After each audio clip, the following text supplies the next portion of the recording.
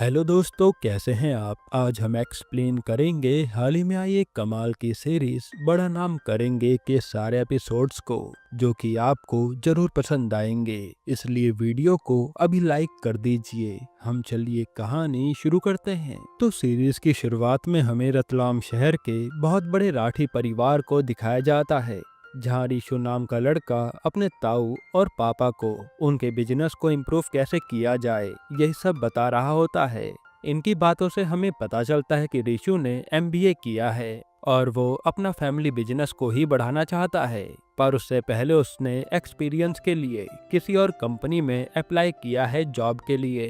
खैर, तभी वहाँ रिशु की ताई आती है जो कहती है कि रिशु की उम्र हो गई है और हम कल एक लड़की देखने जा रहे हैं, जिस पर रिशु लड़की देखने से मना करने लगता है। लेकिन उसके पापा उसे समझाते हैं कि एक बार लड़की देख लो, कौन सा अभी शादी हो रही है। तब रिशु भी यहाँ किसी की बात को टाल नहीं सकता था। अब हमें अगले दिन इंदौर में एक फैमिली को दिखाते हैं जो रेस्टोरेंट में रिशु की फैमिली के आने का वेट कर रहे थे, यानी आज रिशु यही लड़की देखने आने वाला है। फिर हमें सौरभी को दिखाते हैं जिसे उसकी मम्मी लड़के वालों के सामने कैसे बिहेव करना है सब बता रही थी। हालांकि सौरभी के पापा को विश्वास था कि वो सब हैंडल कर लेगी। इसके बाद वहाँ सब लोग आ जाते हैं, पर रिशु को लड़की देखने का बिल्कुल भी मन नहीं था। पर जैसे रिशु के सामने सौरभी आती है तो वो चौंक जाता है। उसी समय वेटर यहाँ गलती से शराब का मेन्यू ले आता है, जिस पर रिशु के ताऊ जी भड़क जाते हैं कि शराब वगैरह से हम कोसों दूर रहते हैं, इसलिए मेन्यू यहाँ से तुरंत लेकर चले जाओ। जो देखकर रिशु ऑकवर्ड तरीके से सुरभि को देखने लगता है और यहाँ से सीन 2 साल पीछे 2020 में जाता है, जब रिशु एमबीए की पढ़ाई मुंबई में कर रहा था। अब यहाँ रिशु पब में अपने दोस्त के साथ ड्रिंक कर रहा होता है और तभी वहाँ हम सुरभि को भी देखते हैं जो अपना बर्थडे सेलिब्रेट करने आई थी। उसी समय सुरभि की फ्रेंड को उसका स्कूल फ्रेंड मिलता है जो कोई और नहीं बल्कि रिशु का दोस्त था। और यहाँ ये लोग बातें करते हैं, तब सुरभि भी उन्हें इनवाइट करती है। फिर ये लोग पार्टी में एंजॉय करने लगते हैं। हालांकि यहाँ रिशु तो ड्रिंक करता है, पर सुरभि कहती है कि मैं ड्रिंक नहीं करती। फिर इसी दौरान सुरभि और रिशु की किसी बात को लेकर नोकझोंक हो जाती है। तब उनके दोस्त इस बात को संभाल लेते हैं। फिर इसके बाद हमें कुछ दिन बाद का सीन दिखाते हैं, जहाँ रिशु ने आज अपने घर पर पार्टी रखी हुई थी।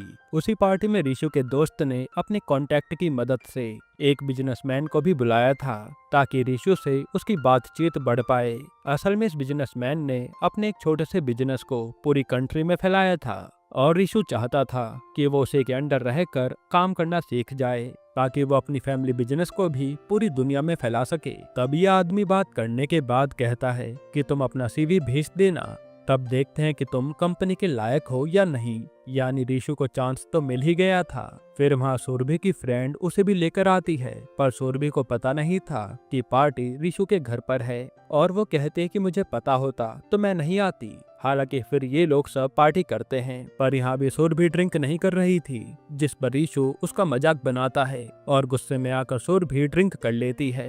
अब सीन प्रेजेंट में आता है और इन दोनों के घर वालों को पता नहीं था कि ये लोग एक दूसरे को जानते हैं। फिर वो कहते हैं कि तुम दोनों जाकर अकेले में बात कर लो। यहाँ से सीन दोबारा पास्ट में जाता है और पार्टी के दौरान ही इन लोगों को पता चलता है कि कोविड बहुत तेजी से फैलने के कारण सरकार ने 21 दिन का लॉकडाउन लगा दिया है, इसलिए तुरंत सब लोग अपने अपने घर निकल जाते हैं। हालांकि सुरभि की फ्रेंड को सुरभि कहीं नहीं मिलती, तो उसे लगता है कि वो वापस हॉस्टल चली गई होगी। वहीं रिशु भी जाकर चुपचाप सो जाता है। अब अगले दिन जैसे रिशु उठता है तो उसे बेडरूम में सुरभि सोती हुई दिखती है और ये देखकर उसके होश उड़ जाते हैं। अब सीन प्रेजेंट में आता है तो रिशु से सुरभि पूछती है कि तुमने यहाँ आने से पहले ये नहीं देखा था कि लड़की कौन है जो तुम यहाँ चले आए। तब रिशु मना करता है, लेकिन सुरभि कहती है कि मैंने घर वालों से सुना तो था कि हम किसी फैमिली से मिलने जा रहे हैं, लेकिन मुझे लगा कि तुम भी मिलने में इंटरेस्टेड होगे, इसलिए मैं आ गई।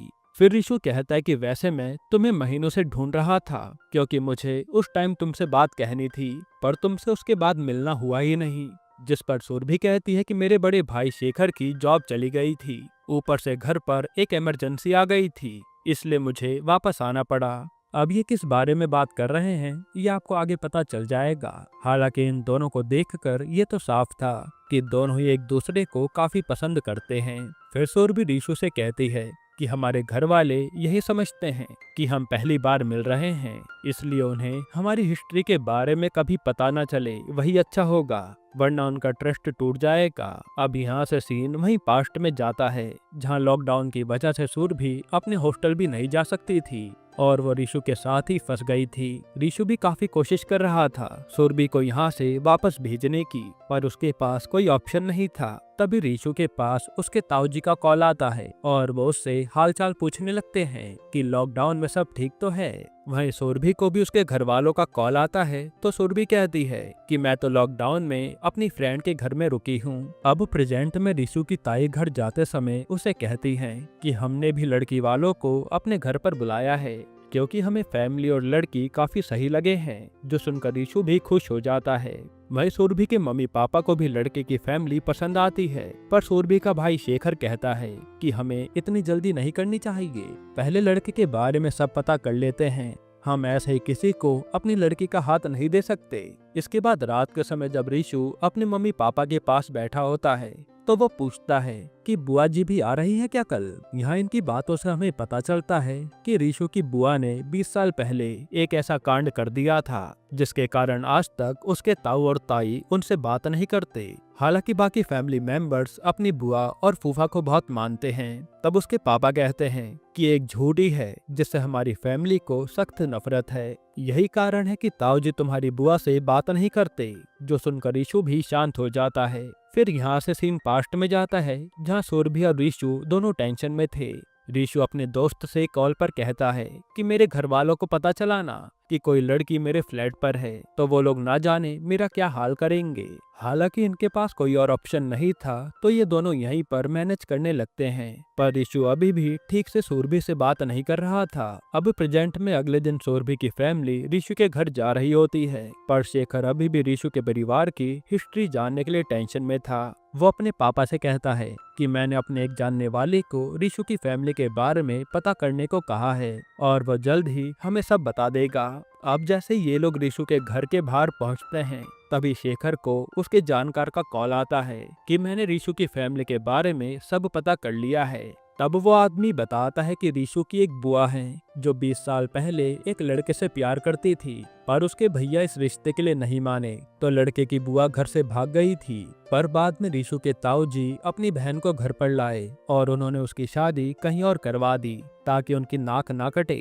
यही कारण है कि उन्होंने रीशु की बुआ से बात करना ही छोड़ रखा है। फिर वो आदमी कहता है कि ये एक हादसे को छोड़कर उनकी पूरी फैमिली एकदम परफेक्ट है। जो सुनकर सुरभि के पिता कहते हैं कि वो बात 20 साल पुरानी है, इससे आज के समय पर असर नहीं पड़ना चाहिए। तभी वहाँ ऋषि उन लोगों को लेने आ जाता है क्योंकि ये लोग घर के बाहर पहुँच गए थे। अब सीन दोबारा से पास्ट में जाता है, जहाँ सुरभि एक काम से रूम के बाहर निकलती है तो उसका दरवाजा लॉक हो जाता है और रीशु भी खाने का सामान लेने बाहर गया था। फिर जैसे ही रीशु आता है तो सुरभि उसे सब बताती है, जिस पर पहले तो रीशु को बहुत गुस्सा आता है कि अब हम अंदर कैसे जाएंगे क्योंकि चाबी तो अंदर ही है। जिसके बाद वो सीधा गार्ड को जाकर पैसे देता है और एक लॉक खोलने वाले को बुलाता है। फिर गेट खुलने के बाद अंदर आते रीशु दोबारा से सुरभि को सुनाने लगता है कि जब से तुम आई हो मेरा जीना दुश्वार हो गया है, मुझे अपने घर में छुप छुप कर रहना पड़ता है। अगर आज तुम्हें कोई बाहर देख लेता तो मैं तो बुरी तरह फंस जाता ना, क्योंकि मेरे पापा और ताऊ को यहाँ के पड़ोसी जानते हैं। तब सुरभि को भी बहुत बुरा लगता है। फिर प्रेजेंट में हम रीशु की बुआ नीता को देखते हैं जो आज घर पर आई थी, पर यहाँ रीशु की ताई और ताऊ उससे बात ही नहीं करते, जो बात नीता को आज भी चुभती है। वही सुरभि की पूरी फैमिली आकर सब लोगों से मिलती है और ये लोग खूब बातें करते हैं। उसी दौरान हम रीशु के फूफा राजेश को भी देखते हैं जो बहुत ही एटीट्यूड में उन लोगों से बात कर रहा था। फिर राजेश सुरभि से उसकी पढ़ाई के बारे में पूछता है तो सुरभि बताती है कि वो मुंबई के मरियाना कॉलेज में पढ़ती है। ये सुनकर राजेश कहता है कि पिछले साल तो उसी कॉलेज का एक कांड सामने आया था ना, कि एक लड़का उसी के हॉस्टल में लड़की से मिलने गया था जहां वो पकड़ा गया। ये सुनकर ये दोनों चुप हो जाते हैं। अब यहाँ से सीन पास्ट में जाता है, जहाँ रीशु अभी भी सुरभि से रूडली बात कर रहा था और वो उसे मैगी लाकर देता है, लेकिन सुरभि उससे प्यार से बात करती है तो रीशु भी अपना गुस्सा भुलाकर उससे बात करने लगता है।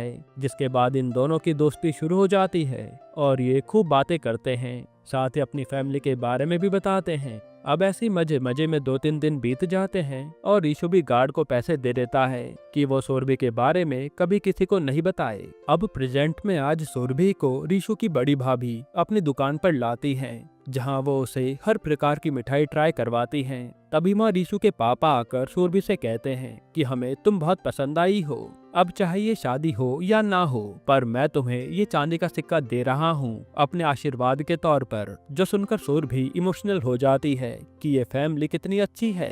अब पास्ट में हम देखते हैं कि एक दिन अचानक रीशु की तबीयत खराब हो जाती है और सुरभि को लगता है कि उसे कोरोना हो गया है। ये जानकर रीशु के होश उड़ जाते हैं। फिर सुरभि तुरंत अपने एक डॉक्टर दोस्त की हेल्प से रीशु के टेस्ट का इंतजाम करवाती है और टेस्ट लेने के बाद वो डॉक्टर कहता है कि अगर रिजल्ट नेगेटिव आया तो अच्छी बात है, वरना आपको नगर पालिका वाले उठा ले जाएंगे। ये सुनकर रीशु और भी ज्यादा डर जाता है। साथ ही सुरभि भी काफी ज्यादा डरी हुई थी। यहाँ सीन दोबारा प्रेजेंट में आता है और जाने से पहले सब लोग फोटो क्लिक करवाते हैं। तभी राजेश देखता है कि सुरभि और रीशु ने हाथ पकड़ रखा है, जो बात उसे थोड़ी अजीब लगती है। फिर रीशु अपनी ताई से कहता है कि आप सबने तो सुरभि से बात कर ली, पर मुझे भी तो बात करने का मौका दिलवाइए। जिस पर रीशु की ताई सुरभि के पापा से कहती है कि आपकी बेटी को रीशु घर छोड़ देगा। ये सुनकर उसके पापा भी मान जाते हैं। फिर सुरभि को नीता कहती है कि हमारा रीशु बहुत अच्छा इंसान है, इसलिए वो तुम्हें पसंद तो आ ही गया होगा।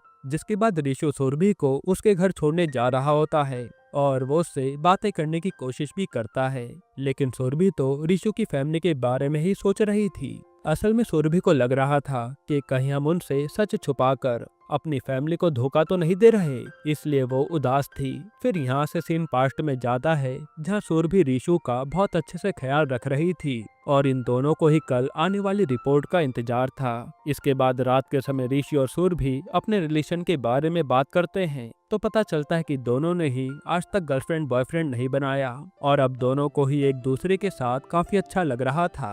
अब अगले दिन रीशु की कोविड रिपोर्ट आती है जो नेगेटिव थी। ये सुनकर दोनों खुश हो जाते हैं और यहाँ दोनों एकदम से क्लोज भी आते हैं, पर फिर ये अपनी फीलिंग्स रोक देते हैं क्योंकि सिचुएशन ऑकवर्ड हो गई थी। अब सीन प्रेजेंट में आता है जहाँ रीशु सुरभि को घर छोड़ देता है और उसे सुरभि का इतना शांत रहना सही नहीं लग रहा था। वहीं राजेश रीशु की फैमिली को बताता है कि लड़की तो अच्छी है, पर मुझे एक बात खटक रही है कि ऋषि और सुरभि ने हाथ पकड़ रखा था फोटो के दौरान, पर दो ही मुलाकात में ये दोनों इतने करीब कैसे आ गए कि हाथ पकड़ लें। आगे राजेश कहता है कि लड़की मुंबई में रही है, इसलिए हमें उसकी पूरी हिस्ट्री पता करनी चाहिए। जिस पर ताऊजी को भी राजेश की बात सही लगती है और वो राजेश से कहते हैं कि आप पता कीजिए। इधर रीशु को उसके मुंबई के दोस्त का फोन आता है कि तुझे उसी बिजनेसमैन की कंपनी में जॉब मिल गई है, इसलिए तू जल्दी से आकर ज्वाइन कर ले। पर रीशु तो अभी भी सुरभि की चुप्पी को लेकर परेशान था और वो कोई रिस्पॉन्स नहीं देता। फिर रीशु से उसका जिगरी दोस्त मोंटी मिलता है जिसे सुरभि और रीशु के बारे में सब पता था। तब रीशु उसे ये भी बता देता है कि किस्मत से मेरा रिश्ता उसी के साथ हो रहा है, जो सुनकर मोंटी भी खुश हो जाता है। फिर रीशु से कहता है कि आज तेरी भाभी एकदम चुपचाप थी, पता नहीं ऐसा क्या हो गया। तभी रीशु को कुछ याद आता है और वो सुरभि को कॉल करके पूछता है कि कहीं मैंने तुम्हारा बिना परमिशन के हाथ पकड़ लिया था, इसलिए तुम गुस्सा तो नहीं हो। तब सुरभि कहते कि ऐसी कोई बात नहीं है, वैसे मुझे तुमसे कुछ जरूरी बात करनी है। जिस पर रीशु कहता है कि ठीक है, मैं अभी आ रहा हूँ, और वो इसी समय रतलाम से सीधा सुरभि के होम टाउन की ओर निकल जाता है। फिर ऋषि और सुरभि मिलते हैं जहां सुरभि कहती है कि मुझे अच्छा नहीं लग रहा कि हम अपनी फैमिली से झूठ कह रहे हैं, वो लोग बहुत ही सच्चे हैं, इसलिए मैं ये रिश्ता सच से शुरू करना चाहती हूँ। इस पर रीशु कहता है कि अगर मेरी फैमिली को लॉकडाउन की बात पता चली तो वो इस शादी के लिए मना कर देंगे, मैं अपनी फैमिली को अच्छे से जानता हूँ। तब सुरभि कहती है कि तो हम ऐसे शादी नहीं कर सकते। इस पर रीशु से बैठाकर समझाता है कि जिस तरह मैं मुंबई में रहता था और जिस तरह मैं यहाँ रहता हूँ उसमें फर्क है। मेरे घर वाले बहुत ही संस्कारी हैं, लेकिन वो ये बात कभी पचा नहीं पाएंगे कि हम पहले एक दूसरे के साथ रह चुके हैं। यहाँ अब ऋषि और सुरभि दोनों ही टेंशन में आ जाते हैं कि ऐसे में करे क्या। फिर पास्ट में हम देखते हैं कि आज सुरभि को कॉलेज से एक गाड़ी पिक करने आई हुई थी, क्योंकि कुछ लड़कियां हॉस्टल से बाहर ही फंस गई थी, जिसमें से एक सुरभि भी थी। तब यहाँ से जाते समय सुरभि को बहुत बुरा लग रहा होता है और ऋषु भी काफी उदास था कि सुरभि उससे दूर जा रही है। जिसके बाद सुरभि यहाँ से चली जाती है अब ऐसे रीशु का आज का दिन सुरभि की याद में बीतता है और उसे अपने घर पर सुरभि का इयररिंग मिलता है, जो देखकर रीशु तुरंत लोगों से बचते बचाते सुरभि के हॉस्टल में घुस जाता है और उसे कॉल करके अपने पास बुलाता है। अब यहाँ रीशु को देखकर सुरभि हैरान हो जाती है, हालांकि वो उसे अपने रूम में लाती है और आज ये दोनों पहली बार किस करते हैं, क्योंकि दोनों को एक दूसरे से प्यार हो गया था। फिर जब रीशु वहाँ से जाने लगता है तभी उसे गार्ड पकड़ लेता है, जिस पर सुरभि की दोस्त दिव्या रीशु को बचाने में मदद करती है और रीशु वहाँ से भाग निकलता है। इसके बाद हम देखते हैं कि दोनों की लव स्टोरी शुरू हो चुकी थी और दोनों अक्सर अपनी फोटोज भेजा करते थे। फिर एक दिन जब लॉकडाउन खत्म होता है तो रीशु सुरभि से मिलने उसके पास आ रहा होता है, लेकिन तभी रीशु को उसका मैसेज आता है कि मेरे घर पर इमरजेंसी आ गई है, इसलिए मैं अपने पापा मम्मी के पास जा रही हूँ, जो देखकर रीशु शॉक्ड हो जाता है। अब प्रेजेंट में सुरभि की भाभी इन सब से रीशु की फैमिली के बारे में पूछती है तो सुरभि के पापा उनकी खूब तारीफ किए जा रहे थे। तभी यहाँ एक लेटर आता है जिसमें लिखा था कि कोविड के कारण सब लोगों की सैलरी आधी हो गई है। असल में ये समय कोविड के कुछ टाइम बाद का ही है और सुरभि के पापा प्राइवेट कॉलेज में लेक्चरार थे। ये सुनकर सब लोग टेंशन में आ जाते हैं, क्योंकि शेखर की भी अभी तक जॉब नहीं लगी है। पर शेखर की पत्नी कहती है कि मैं हूं ना, मेरा काम अच्छा चल रहा है, सब मैनेज हो जाएगा। हालांकि इस समय शेखर की वाइफ भी प्रेग्नेंट थी। तभी सुरभि कहती है कि पापा हमें शादी की बात पोस्टपोन कर देनी चाहिए, क्योंकि अभी हमारी कंडीशन ठीक नहीं है। जिस पर उसके पापा कहते हैं कि बेटा सब कुछ मैनेज हो जाएगा। वहीं हमें पता चलता है कि सुरभि का छोटा भाई भी कुछ ही समय में यूएस जाने वाला है, इसलिए उसने वीजा के लिए अप्लाई कर रखा है। इधर आज रीशु के लिए एक और लड़की का रिश्ता आता है, जिस पर उसकी ताई कहती है कि हमें दूसरी लड़की को भी देखना चाहिए ताकि हमारे पास ऑप्शन हो। लेकिन रीशु को ये बात सुनकर अच्छा नहीं लगता, हालांकि वो अपने बड़ों से कुछ कह भी नहीं पाता। इधर राजेश अपने कॉन्टैक्ट की मदद से मुंबई के मरियाना कॉलेज के हॉस्टल की वार्डन का नंबर निकलवाता है, जो देखकर नीता को ये बात अच्छी नहीं लगती कि किसी लड़की की इतनी ज्यादा जांच पड़ताल की जा रही है। और हम इनकी बातों से समझ पाते हैं कि राजेश ने नीता के भाई के कहने पर ये शादी की थी और वो आज भी नीता को उसके भागने वाली गलती का एहसास कराता रहता है। इधर सुरभि से मिलने एक जगह रीशु आता है और वो कहता है कि मैं तुमसे प्यार करता हूँ, इसलिए मैं तुमसे वादा कर रहा हूँ कि कभी भी सच सामने नहीं आने दूंगा और हम दोनों अच्छे पति पत्नी की तरह रहेंगे। जो सुनकर सुरभि भी रीशु की बात मान लेती है। अब हम काउंसिल की मीटिंग देखते हैं, जहां रीशु के ताऊ जी अध्यक्ष थे और सब उनकी इज्जत करते थे। इस काउंसिल में बिजनेस से रिलेटेड सारे फैसले लिए जाते थे। आज यहाँ दो बिजनेसमैन लड़ाई करके अपना अपना बिजनेस अलग कर रहे थे, जिस पर सही गलत देखते हुए ताऊ जी एक आदमी के पक्ष में फैसला सुनाते हैं, जो सुनकर दूसरे वाले को बहुत बुरा लगता है। तभी ताऊ जी को रीशु के पापा का फोन आता है, जो बताते हैं कि लड़की वालों ने हाँ कह दिया है। फिर राजेश फोन लेकर कहता है कि मैंने भी सब पता कर लिया, लड़की बहुत ही सुशील है। ये सुनकर वो भी खुश हो जाते हैं। हालांकि हमें पता चलता है कि जब राजेश ने वार्डन को कॉल किया था, तब वार्डन ने राजेश को खूब सुनाया था कि हम लड़कियों की जानकारी किसी को भी नहीं देते। खैर फिर ताई जी कहती हैं कि अभी हम हाँ नहीं करते, पहले और भी लड़कियों को देख लेते हैं। जिस पर रीशु एकदम से कहता है कि ऐसे तो मेरी उम्र निकल जाएगी, जो सुनकर सब लोग हंसने लगते हैं। फिर हम सुरभि के पापा को देखते हैं, जो आकर बताते हैं कि उधर से भी हाँ हो गई है। ये सुनते यहाँ भी सब लोग खुश हो जाते हैं। फिर आगे वो बताते हैं कि लड़के वाले परसों ही रोका करना चाहते हैं, जिस पर शेखर कहता है कितनी जल्दी हम सब कैसे करेंगे। पर सुरभि के पापा कहते हैं कि सब मैनेज हो जाएगा। इसके बाद अब रीशु अपने रोके की तैयारी कर रहा था। वही ताऊ जी के पास राजेश का कॉल आता है, जो कहता है कि हमें जरूरी काम से मुंबई जाना पड़ रहा है, इसलिए हम रोके के टाइम तक वापस आने की पूरी कोशिश करेंगे। फिर जब रीशु अपनी माँ को अपने कपड़े दिखाने आता है, तो वो सुन लेता है कि उसके बुआ और फूफा मुंबई काम से जा रहे हैं और वो रीशु के फ्लैट में ही रुकेंगे। ये सुनकर रीशु डर जाता है कि कहीं बुआ फूफा को कुछ पता न चल जाए। फिर वो सीधा वहाँ के गार्ड को कॉल करके कहता है कि मैं तुझे और पैसे दे दूंगा, पर गलती से भी मेरे बुआ फूफा को वहाँ हुई पार्टी और लड़की के बारे में पता नहीं चलना चाहिए। इसके बाद यहाँ राजेश और नीता मुंबई पहुँच जाते हैं और राजेश यहाँ भी नीता पर हुक्म चलाई जा रहा था। फिर यहाँ रात को रोके पर रीशु की फैमिली आती है और वो डेकोरेशन देखकर चौंक जाते हैं, क्योंकि सुरभि के पापा ने काफी अच्छी सजावट करवाई थी। इधर राजेश आज एक बैंक वाले से मीटिंग करता है और हमें पता चलता है कि राजेश आयुर्वेदिक दवाई बनाने का काम शुरू करना चाहता था। इसलिए उसने आधा पैसा बैंक से लिया था और आधा ताऊजी से। लेकिन रीशु ने आकर इस बिजनेस के नुकसान के बारे में बता दिया, जिसके कारण राजेश को ताऊजी से आगे पैसे नहीं मिले। वही बैंक वाले भी अब कह रहे होते हैं कि आपका बिजनेस नहीं चला तो आपको लोन जल्दी चुकाना पड़ेगा। ये सुनकर राजेश को रीशु पर बहुत गुस्सा आता है, क्योंकि अगर रीशु टांग ना अड़ाता तो ताऊजी से पैसे लेकर उसका बिजनेस चालू हो जाता। वहीं हम नीता को देखते हैं, जिसे सफाई के दौरान शराब का बिल मिलता है। असल में ये बिल उस टाइम का है जब रीशु ने पार्टी रखी थी। अब ये बिल देखते ही वो उसे अपने पति से छुपा लेती है और सीधा गार्ड के पास आकर उसे सब कुछ सच बताने को कहती है, जिस पर गार्ड डर के मारे उन्हें सब बता देता है कि यहाँ एक लड़की भी कुछ दिन रहने आई थी। उसी समय ये बात पीछे खड़ा राजेश भी सुन लेता है। इधर रोके पर रीशु सुरभि के लिए गाना गाता है और यहाँ सब लोग खूब एंजॉय करते हैं। उसी समय हम देखते हैं कि राजेश का ताऊजी पर फोन आ रहा है, यानी वो सब इन्हें बता देगा।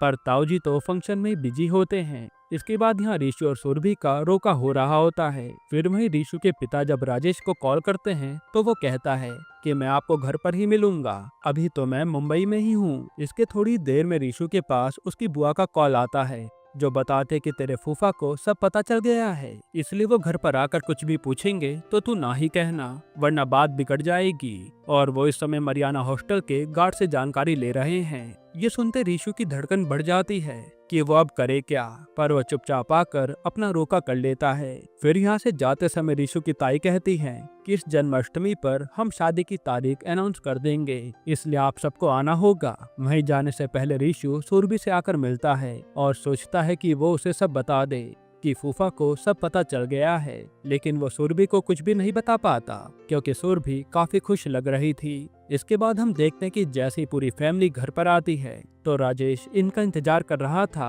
अब रीशु के आते राजेश बोलना शुरू कर देता है कि रीशु को जैसा हमने समझा था वो वैसा है ही नहीं, और वो बताता है कि ये मुंबई में खूब शराब की पार्टी करता था, साथ ही ये लड़कियों को भी अपने फ्लैट पर लाता था, जो सुनकर किसी को भी यकीन नहीं होता। हालांकि यहाँ रीशु कुछ भी नहीं बोल पाता। फिर आगे राजेश कहता है कि रीशु एक लड़के से मिलने मरियाना हॉस्टल में भी गया था, उसी हॉस्टल में जहाँ सुरभि रहती है, और वहीं इसे गार्ड ने पकड़ा था, जिसने इसकी फोटो देखते ही इसे पहचान लिया और उसी ने बताया था कि इसका चक्कर किसी दिव्या नाम की लड़की के साथ था। ये सुनकर रीशु की माँ उसे भी सच बोलने के लिए कहती है, पर रीशु चुपचाप वहाँ से चला जाता है और आज पूरी फैमिली की नजरों में रीशु गिर गया था। इधर सुरभि की फैमिली शादी की बातें कर रही थी कि उन्हें क्या क्या अरेंजमेंट करनी है। साथ ही सुरभि के पापा शेखर से कहते हैं कि रीशु के बुआ फूफा के गिफ्ट तो हमारे ही पास हैं, उन्हें कब देना है। जिस पर शेखर कहता है कि मैंने एक अंकल के हाथों उनके घर पर गिफ्ट भिजवा दिया है। वहीं हम नीता और राजेश को देखते हैं, जहां नीता अपने पति को खूब सुनाती है कि तुमसे एक झूठ नहीं छुपाया गया, जो हाल मेरे घर वालों ने मेरा किया था अब वही हाल रीशु का भी हो जाएगा। तब राजेश भी उसे ताने मारने लगता है, लेकिन नीता कहती है कि मुझे पता है कि तुमने मुझसे शादी सिर्फ पैसों के लिए की थी और तुम कोई मेरे घर वालों की भलाई नहीं चाहते, बल्कि तुम्हारे मन में रीशु के लिए गुस्सा था, जो उसने तुम्हारा बिजनेस प्रपोजल रिजेक्ट कर दिया, इसलिए तुमने रीशु की पूरी पोल खोल दी। जो सुनकर राजेश भी भड़क जाता है कि ये तो सच है कि रीशु दारू पीता था और वो लड़की के साथ भी रह चुका है। तभी हम देखते हैं कि ये बात शेखर का भेजा अंकल सुन लेता है। इसके बाद यहाँ जब सुरभि अपनी माँ का लहंगा शादी के लिए तैयार कर रही होती है, तभी उन अंकल का सुरभि के पिता पर फोन आता है और वो रीशु की ये बातें उन्हें बता देते हैं। जो सुनकर तो एकदम से सुरभि के पिता को अटैक आ जाता है और सब लोग उन्हें हॉस्पिटल लेकर भागते हैं। अब यहाँ से सीन पास्ट में जाता है, जहाँ आज रीशु और सुरभि लॉकडाउन खुलने के बाद मिलने वाले थे और रीशु से कहता है कि आज मैं तुमसे अपने दिल की बात कहने वाला हूँ, इसलिए तुम जल्दी मिलो। तब सुरभि भी आ रही होती है, लेकिन तभी सुरभि को उसके भाई का कॉल आता है कि पापा को मिनी हार्ट अटैक आया है, इसलिए सुरभि तुरंत अपने घर निकल जाती है और वो रीशु को मैसेज करके बताती है कि एक इमरजेंसी के कारण मुझे घर जाना पड़ रहा है। इसी के बाद से रीशु और सुरभि दोबारा नहीं मिले थे। अब प्रेजेंट में सुरभि अपने पापा को लेकर बहुत उदास थी और उसके घर वालों को भी अंकल ने सब बता दिया था। वही रीशु आज अपने पापा से आकर माफी मांगता है, लेकिन उससे कोई भी बात करना नहीं चाहता था। इधर सुरभि बार बार रीशु को कॉल कर रही होती है, लेकिन हमें पता चलता है कि कल के तमाशे के बाद रीशु का फोन तो उसके बड़े भाई असीम के पास ही है। तब असीम की बीवी सुरभि से कॉल पर कहती है कि ऋषु तो अभी बाहर गया है और वो आएगा तो बात करा दूंगी। सुरभि भी बताते हैं कि पापा को अटैक आया है, जो सुनकर ये लोग चौंक जाते हैं। हालांकि ये लोग नहीं चाहते थे कि सुरभि के घर वालों को ऋषु के कांड के बारे में पता चले। वहीं यहाँ शेखर अपनी माँ से कहता है कि हमने शादी में जल्दबाजी कर दी, मैं रिश्ता तोड़ दूंगा। लेकिन सुरभि कहते कि पापा एक बार ठीक हो जाए तो घर चलकर आराम से बात करेंगे। जिसके बाद सुरभि मोंटी को कॉल करके ऋषु के बारे में पूछती है, क्योंकि ऋषु की उससे कल रात से बात नहीं हुई थी और वो उसे अपने पापा के अटैक के बारे में भी बताती है। वहीं यहाँ घर पर ऋषु के ताऊजी कहते हैं कि हम ऋषु के बारे में उन लोगों को सच नहीं बताएंगे, वरना हमारे परिवार की काफी बदनामी होगी। फिर वह ऋषु के पापा मम्मी से कहते हैं कि आप दोनों सुरभि के पापा का हालचाल लेने जाइए। वहीं हम शेखर को देखते हैं, जिसके पास उसी आदमी का कॉल आता है जिसने रिश्ता करवाया था। तब शेखर उसे साफ साफ कह देता है कि हमें रिश्ता तोड़ रहे हैं। इसके बाद जब ऋषु के मम्मी पापा सुरभि के पापा के पास आ रहे थे, तब उन्हें उसी आदमी का कॉल आता है और वो वापस अपनी गाड़ी घुमा लेते हैं। फिर वो आकर ताऊजी को बताते हैं कि उन लोगों ने रिश्ता तोड़ दिया है, जो सुनकर ताई जी तो भड़क जाती हैं। लेकिन ताऊजी कहते हैं कि शायद उन लोगों को भी ऋषु का सच पता चल गया होगा कि वो मुंबई में किसी लड़की के साथ था। इधर ऋषु के पास मोंटी आता है और वो सुरभि के पापा के बारे में उसे बताता है, जो सुनकर ऋषु तुरंत सुरभि से मिलने के लिए निकल पड़ता है कि आज मेरा उससे बात करना बेहद जरूरी है। वहीं सुरभि को जब पता चलता है कि उसके भाई ने ये रिश्ता तोड़ दिया है, तो वो अपने भाई पर गुस्सा हो जाती है कि एक बार मुझसे पूछ तो लेते, पर शेखर उसकी बात नहीं सुनता। फिर सुरभि को उसकी माँ कॉल करके बताती है कि पापा को होश आ गया है और वो तुझसे मिलना चाहते हैं। तब सुरभि अपने पापा के पास आती है और उसके पापा कहते हैं कि ये लड़का बेकार रहा, पर तू निराश मत होना, मैं तेरे लिए इससे भी अच्छा लड़का ढूंढूंगा। पर सुरभि रोते हुए सब बता देती है कि मैं ही थी जो लॉकडाउन के कारण ऋषु के फ्लैट में फंस गई थी और वो ऋषु बहुत ही अच्छा लड़का है, बस उसने मुझे बचाने के लिए मेरा नाम किसी के सामने आने नहीं दिया। जिस पर उसके पापा कहते हैं कि बेटा तुझे जो सही लगे तो वही कर, मैं तेरे साथ हूँ। इसके बाद सुरभि को ऋषु का कॉल आता है, जो उसे मिलने बुलाता है।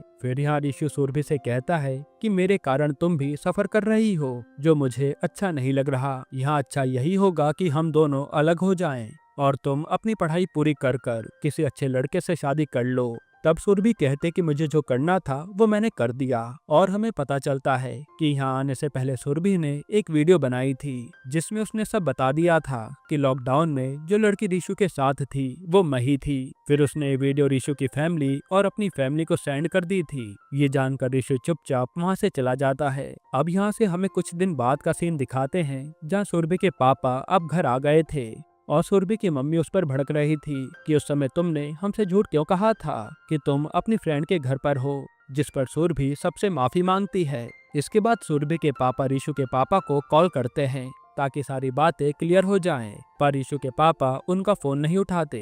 वहीं आज काउंसिल की मीटिंग के बाद वही आदमी जिसके खिलाफ ताऊजी ने फैसला सुनाया था, वो उन्हें ताने मारते हुए कहता है कि मार्केट में आपके भतीजे की खबर फैल गई है, जो वो मुंबई में कांड करके आया है। ये सुनकर ताऊजी टेंशन में आ जाते हैं। फिर जब सब लोग बैठे होते हैं तो राजेश उन्हें कहता है कि देखो भाई साहब, बदनामी तो हो रही है, लेकिन इसका एक ही इलाज है, हमें सुरभि और ऋषु की शादी करवा देनी चाहिए। फिर जो कोई भी हम पर सवाल उठाएगा उसे हम कह देंगे कि शादी तो लॉकडाउन से पहले तय हो गई थी, इसलिए दोनों साथ रह रहे थे। तब इज्जत बचाने के लिए ताऊजी को यह आइडिया सही लगता है, पर ऋषु के पापा को लग रहा था कि हम ऐसे झूठ नहीं बोल सकते। फिर ताऊजी ऋषु के पापा से कहते हैं कि आप जल्द ही सुरभि के यहाँ जाइए और उनसे शादी की डेट 4 नवंबर को फिक्स करके आ जाइए, ताकि ये शादी जल्दी हो जाए और लोगों के मुंह बंद हो। हालांकि इन लोगों का सुरभि और ऋषु से गुस्सा कम नहीं हुआ था। फिर ऋषु के पापा सुरभि के पापा को कॉल करके बता देते हैं कि हमारे यहाँ से शादी के लिए हाँ हैं और वो मिलने आ रहे हैं। जिसके बाद ऋषु के मम्मी पापा आते हैं और वो कहते हैं कि हमने शादी 4 नवंबर की फिक्स रखी है, पर सुरभि के पापा बताते हैं कि 4 नवंबर को तो मेरे छोटे बेटे का वीजा इंटरव्यू है, इसलिए डेट आगे बढ़ा लीजिए। जिस पर ऋषु के पापा कहते हैं कि ठीक है, मैं भैया से पूछकर बताऊंगा। इसके बाद ऋषु और सुरभि मिलते हैं, जो अपनी शादी को लेकर खुश तो थे, पर ऋषु कहता है कि मुझे मेरे घर वालों के हाल सही नहीं लग रहे। सब हमारी शादी तो करवा रहे हैं, पर खुश कोई भी नहीं है, जो बात सुरभि को भी अजीब लगती है। फिर 2 दिन बाद जन्माष्टमी का दिन आता है, जहाँ सुरभि की फैमिली ऋषु के यहाँ यहाँ आते हैं और फिर मौका देखकर रीशु के ताऊजी अनाउंस कर देते हैं कि इस 4 नवंबर को हम सुरभि और रीशु की शादी कर रहे हैं। जो सुनकर सुरभि की फैमिली हैरान हो जाती है। तब सुरभि के पापा रीशु के पापा से बात करने आते हैं कि हमने तो डेट आगे बढ़ाने को कहा था, लेकिन वो काम का बहाना बनाकर चले जाते हैं। वहीं रीशु की बात का कोई जवाब नहीं दे रहा था। तभी रीशु अपनी बुआ से पूछने आता है कि शादी इतनी जल्दी क्यों है, लेकिन राजेश आकर कहता है कि तुम्हारी शादी हो रही है वही काफी है, ज्यादा सवाल मत पूछो। ये सुनकर रीशु को बहुत बुरा लगता है। इसके बाद रीशु अपनी और सुरभि की फैमिली को लेकर घर में आता है और वो कहता है कि अगर ताऊ जी और ताई जी ने हमें माफ कर दिया है तो हमारे सर पर हाथ रख दें, पर ताऊ और ताई ऐसा नहीं करते।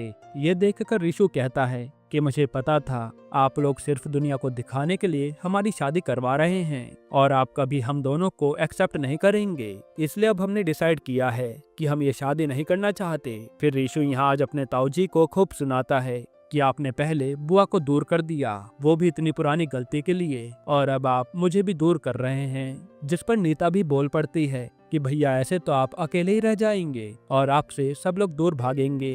तब सुरभि भी अपना पक्ष रखती है और फिर यह पूरी फैमिली यहाँ से चली जाती है। साथ ही सुरभि रीशु के पापा को चांदी का सिक्का लौटा देती है कि जब मेरा यहाँ से कोई रिश्ता ही नहीं है तो मैं लेकर क्या करूँगी। फिर सब लोगों की बातें सुनने के बाद ताऊ जी गुमसुम बैठ गए थे और उन्हें कहीं न कहीं इस बात का एहसास होने लगा था कि वो कुछ ज्यादा ही सख्ती अपनी फैमिली से बरत रहे थे। फिर कान्हा जी की आरती का समय आता है तो पूरी फैमिली आरती करने आती है, लेकिन आरती होते ही ताऊ जी जाने लगते हैं। तब उन्हें ऋषि रोकता है और रोते हुए गले से लगा लेता है, जहाँ अब ताऊ जी का भी दिल पिघल जाता है और वो अपनी नाराजगी को भूल जाते हैं। फिर वो अपनी बहन से भी माफी मांगते हैं कि मुझे ऐसे बात करना बंद नहीं करना चाहिए था, जिसके बाद ये फैमिली एक हो जाती है। अब हमें कुछ समय बाद का सीन दिखाते हैं जहाँ सुरभि अब मुंबई वापस अपनी पढ़ाई के लिए जा रही थी। तभी रतलाम का स्टेशन रास्ते में आता है और रीशु तुरंत उसके पास आ जाता है, जिसे देखकर सुरभि चौंक जाती है। फिर रीशु उसे ट्रेन से उतारकर पूरी फैमिली से मिलवाता है, जहाँ सुरभि की फैमिली भी आई हुई थी। और यहाँ आज रीशु के ताऊ कहते हैं कि मैंने जल्दबाजी में गलत फैसला लिया था, पर अब मैं किसी से भी नाराज नहीं हूँ और मैं चाहता हूँ कि तुम हमारी बहू बनो। और हाँ, शादी जब तुम चाहोगी पढ़ाई के बाद तभी होगी। तब तक रीशु भी मुंबई जा रहा है अपनी जॉब के लिए। इस पर सुरभि खुश हो जाती है। फिर वो लोग सुरभि और रीशु को मुंबई जाने के लिए ट्रेन में बैठा देते हैं। तभी रीशु को उसके दोस्त का कॉल आता है कि तुझे जो नौकरी मिली थी उससे तो तुझे निकाल दिया गया क्योंकि तूने टाइम पर उनकी मेल का रिप्लाई नहीं दिया। जो सुनकर सुरभि रीशु से कहती है कि अब हम साथ हैं तो सब सही हो जाएगा और तुम अपना बिजनेस और भी बड़ा कर पाओगे। इसी के साथ ये सीरीज खत्म होती है। दोस्तों, आपको ये सीरीज कैसी लगी हमें कमेंट में जरूर बताइएगा। वैसे मैं आपको छोटा सा रिव्यू दूं तो ये सीरीज पूरी विवाह मूवी का फील देती है, जो मुझे तो काफी सही लगी। बाकी आप अपनी राय कमेंट में जरूर दीजिएगा और इसके अलावा आप कौन सी मूवी या सीरीज का एक्सप्लेनेशन चाहते हैं वो भी कमेंट कीजिएगा। बाकी अगर आपको हाल ही में आई एक कमाल की मूवी देखनी है तो आप ये वीडियो देख लीजिए।